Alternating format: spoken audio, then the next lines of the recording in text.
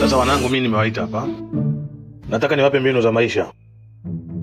Kwa sababu vijana sasa hivi kila nikiwaangalia sioni kama mna future. Yaani nikiangalia tu akili za vijana wengi sasa hivi, sijui vizazi vyenu vikoje. Nyie mnawaza tu mapenzi, mnawaza wanawake, mnawaza wanaume tu. Wewe kila mwanamke akipita tu hivi unaanza kukimbizana naye. Wewe nayo kila mwanaume akikuita tu moja hivi huyo. Mnatakiwa muondoke kwenye haya mawazo ya kuwaza mapenzi muda wote.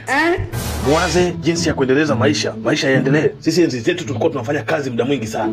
Sio mapenzi tu. Mnatakiwa mpunguze. Baba samani. Wewe una watoto wangapi? Walioko hai ni 12. Na wale ndugu zenu waliotangulia watatu. Mimi hapa na watoto wangapi? Wewe una watoto wawili. Okay. Dada yako wewe binti Musa ana watoto wangapi? Yule bwana ana watoto 21. 21? 21. Dada yangu Zebu hapo ana watoto wangapi? Usi na mtoto mmoja tu. Mtoto mmoja. Kaka yako yule mzee Mwinyi ana watoto wangapi? Bwana yule ana 17. Sawa, mdogo wangu ananifuatia mimi. Haruni ana watoto wangapi? Yule naye ana mtoto mmoja. Mtoto mmoja? Sasa enzi zenu na enzi zetu ipi walikuwa wanaendekeza mapenzi? Kasongo yeye. Wewe pumba.